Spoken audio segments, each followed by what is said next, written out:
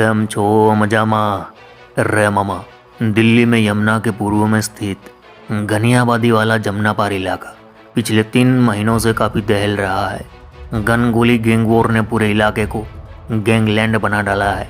या कब कहाँ गोली चल जाए कुछ कहा नहीं जा सकता।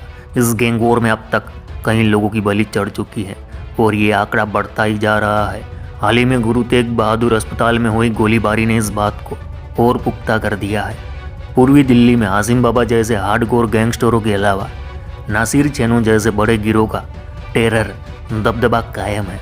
इन बड़े गिरोह के साथ साथ कई छोटे छोटे गुट भी बन गए हैं।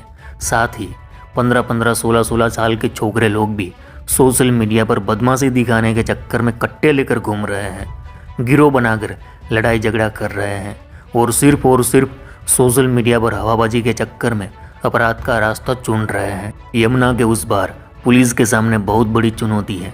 पिछले 2-3 महीनों में अखबार और मीडिया रिपोर्ट में यहाँ से गैंग वॉर, कत्ल, लूट, डकैती की खबरें लगातार आ रही हैं।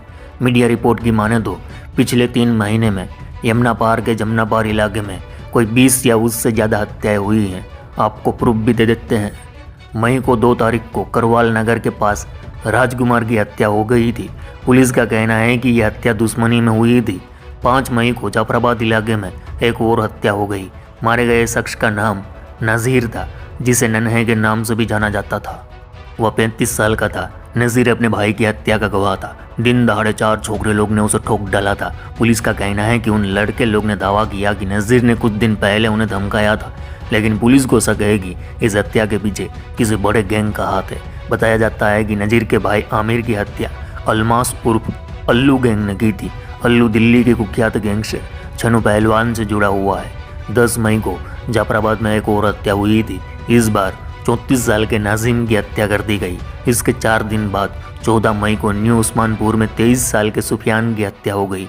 17 मई को सिलमपुर में 20 साल की इकबाल की हत्या से लोग सदमे में हैं। 21 मई को जाफराबाद में फिर से हत्या हुई। इस बार 26 साल के शहबाज को मौत के घाट उतार दिया गया। 29 मई को वेलकम नगर इलाके में सूरज की हत्या कर दी गई। वह हार्डवेयर की दुकान चलाता था। उसकी हत्या रंगदारी न देने के कारण हुई। जांच में पता चला कि सूरज की एक शूटर राहुल से बहस हो गई थी। राहुल उसकी दुकान पर आया था। झगड़े के दौरान राहुल ने सूरज पर कई गोलियां चलाई। 30 मई को शास्त्री पार्क इलाके में 25 साल के जोहर अब्बास जैदी की हत्या कर दी गई। इसके बाद कुछ दिन शांति रही, लेकिन फिर तांडव मचा। 16 जून को न्यू उस्मानपुर में फिर से मर्डर हो गया। इस बार 34 साल के विक्की को भून दिया गया। इस हत्याकांड का 1 महीना भी नहीं बीता था कि जाफराबाद में एक 16 साल के लड़के को गोली मार दी गई और जान ले ली गई। वह काबिर नगर का रहने वाला था। स्कूल में पढ़ाई करता था। हत्या के वक्त उसका 17 साल का भाई भी उसके साथ था। जांच में पता चला कि हत्या काबिर नगर में 2 गैंग के बीच हुए झगड़े के कारण हुई थी। सोचो कितनी मानसिकता डाउन हो चुकी है। स्कूली पढ़ाई करने वाले लड़के गैंग बना रहे हैं और हत्याएं कर रहे हैं और मारे जा रहे हैं। खैर, यमुना के उस बार अभी आसिम बाबा नाम का खूंखार गैंगस्टर सबसे ज़्यादा सक्रिय है। वह बचपन से ही खलनायक के संजय दत्त का फैन रहा है। आसिम बाबा लंबे बाल रखता है। अपने पंटरों से बाबा कहलवाना पसंद करता है। उसने अपना आपराधिक करियर पूर्वी दिल्ली में जुए और सट्टे के धंधे से शुरू किया था। इसके बाद वह अब्दुल नासिर गैंग से जुड़ा और हत्या, लूट, रंगदारी जैसे अवैध काम करने लगा। ये लोग इलाके के व्यापारियों को डराते थे और उनसे मोटा पैसा वसूलते थे। जो पैसा नहीं देता उसके कार्जे में 9mm की पित्तल की गोली ठोक देते। अब्दुल नासिर के जेल जाने के बाद आसिम बाबा ने गैंग संभाली। आखिरकार उसने अपने गुरु से अलग होकर रास्ता चुना और खुद का गैंग बना लिया। हाल ही में दिल्ली के ग्रेटर कैलाश में हुए नादिर से हत्याकांड में आसिम बाबा का ही नाम आया है। आसिम बाबा पर मौका लग चुका है। आज वह मंडोली जेल में बंद है और वहीं से अपना पूरा गैंग ऑपरेट करता है। आसिम बाबा का गठजोड़ गैंगस्टर लॉरेंस बिश्नोई से है। दिल्ली में बिश्नोई गैंग का सबसे बड़ा कार्टेल आसिम बाबा और रोहित मोई है। दिल्ली में लॉरेंस गैंग का सारा धंधा ये दोनों ही संभालते हैं। फिलहाल दोनों जेल में हैं। यहाँ आसिम बाबा का जानी दुश्मन है छनू पहलवान। इरफान उर्फ छनू पहलवान को Maharashtra control of organise crime act यानी मकोका के तहत तिहाड़ जेल में बंद किया गया है। उसके खिलाफ हत्या, लूट और रंगदारी के गंभीर मामले दर्ज है। यह गिरोह भी यमुना पार इलाके में काम करता है। जेल में होने के बावजूद छेनू अपने गुंडों के जरिए सट्टा, रंगदारी और फिरौती के धंधे चला रहा है। उसके गैंग का दिल्ली के दाऊद कहे जाने वाले गैंगस्टर नीरज भवानिया से गठजोड़ है और छेनू को आसिम बाबा का सबसे बड़ा दुश्मन माना जाता है। इन दोनों गैंग्स के बीच कई बार गैंग वॉर हो चुकी है। इन दोनों की दुश्मनी में अब तक कई लाशें गिर चुकी हैं, कई परिवार तबाह हो चुके हैं और ये गैंग वॉर आज भी जारी है। गैंग्स ऑफ यमुना पार कहो या गैंग्स ऑफ जमुना पार में हाल ही में एक और नाम सामने आया है, मोहम्मद समीर, जिसे माया के नाम से जाना जाता है। माया गैंग के सरगना समीर पिछले साल भजनपुरा में एक अमेजोन कंपनी के अधिकारी की हत्या के मामले में नाम सामने आया था। अब आप सोच रहे होंगे दिल्ली के यमुना पार में इतनी तेजी से गैंगस्टरिज्म क्यों फैल रहा है और यहाँ गैंग वॉर की शुरुआत कब और कहाँ से हुई थी, आइए ये भी जान लेते हैं। तो सुनो मामा, यमुना पार में आपसी रंजिश और बदले के लिए खूनी खेल का इतिहास 3 दशक पुराना है। पुलिस की तमाम कोशिशों के बावजूद इस पर काबू नहीं पाया जा सका। नाबालिग भी गैंग वॉर की इस होड़ में शामिल हो गए हैं। इनके अपने गैंग है। जैसा कि हमने पहले कहा, इंस्टाग्राम में फेमस होने के लिए गैंगस्टर का करीबी बनने को आतुर है यहाँ के लड़के।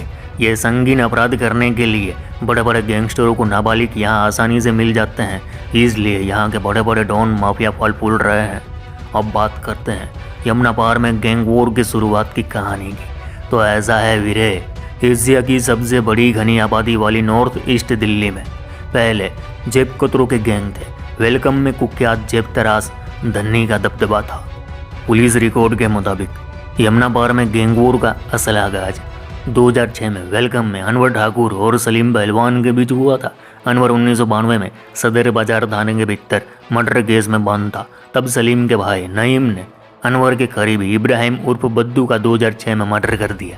इसका बदला लेते हुए अनवर के गुर्गों ने जुलाई 2008 में सलीम के भाई समीम चौधरी को टपका दिया।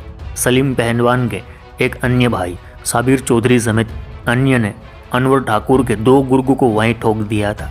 इसके बाद इलाके में छोटी मोटी लड़ाइयाँ होती रही। बदला, दबदबा और वर्चस्व कायम करने कोशिशें होती रही। तब 2010 में इस गैंग वॉर में एक बड़ी लाश गिरती है।